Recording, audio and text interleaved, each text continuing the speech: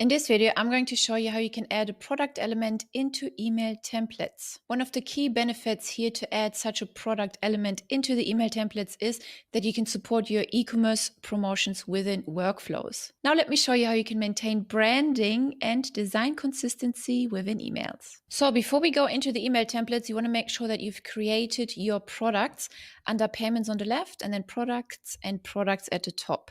Let's say we are going to pull this ebook product into our email template. To do that, click on marketing on the left, emails at the top, and then on templates. Select the template in question or click the plus new button and create your very own template. In this case, we're going to use this one. And then on the left-hand side, you can see this products element showing up. Simply drag and drop it over to the email builder and ta-da, you see no products have been added just yet. So let's do that and let's click plus add an item on the left-hand side. Then let's select the ebook. Let's hit add item. Ta-da! And here you can see the ebook is showing up. You can see we actually haven't added an image under payments products, right? So let's do that. Let's click the three dots. Let's click edit. Let's scroll down until product media. Let's just say this would be our image. Let's hit save. Let's go back to the template. Let's refresh. And ta-da, here it is. Now here on the left, you can also decide the layout columned. So content on the left, content on the right, large featured or column content.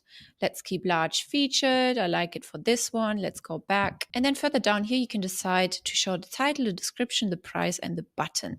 You can change the button text right here. And then down here, the URL, you can forward people to the link direction. Once people click on the buy button, they'll be forwarded to that particular link. Down here, you can adjust margin and padding as you like, and then you could add more items. Now, in this case here, you can see there's no description. You would then need to go back to payments and then add the description right here.